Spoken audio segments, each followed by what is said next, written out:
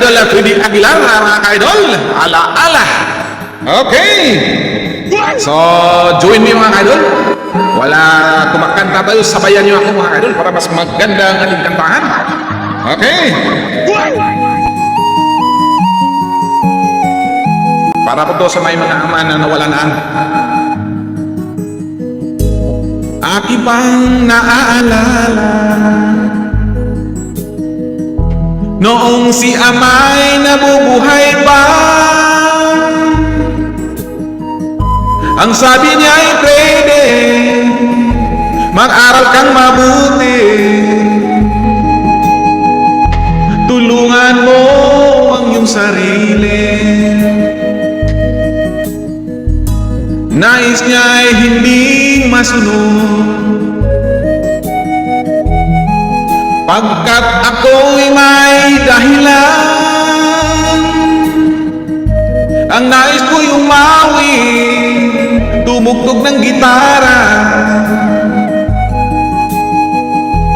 at ako'y kaniyang pinagbigyan. At kami nagkahiwalay, pagkat ako'y ng ibang bayan.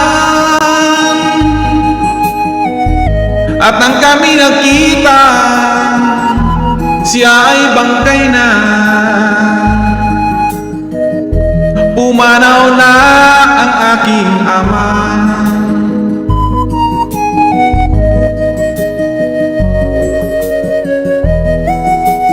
Okay mga ka-idol, mahalin po natin ang ating papa, ang ating itay, mga ka-idol, habang kasama natin sila. Sundan natin kanyang mga payo para sa ating kabutihan sa kinabukasan natin mga ka-idol. Saan man siya naroon, mga pahal niya'y tataglayin ko. Ang kanyang alala ay lagi na sa isip ko,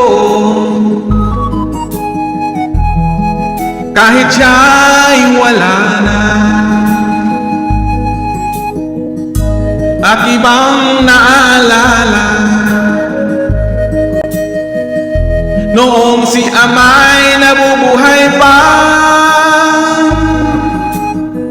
Ang sabi niya ay pwede, mag-aral kang mabuti, tulungan mo ang iyong sarili,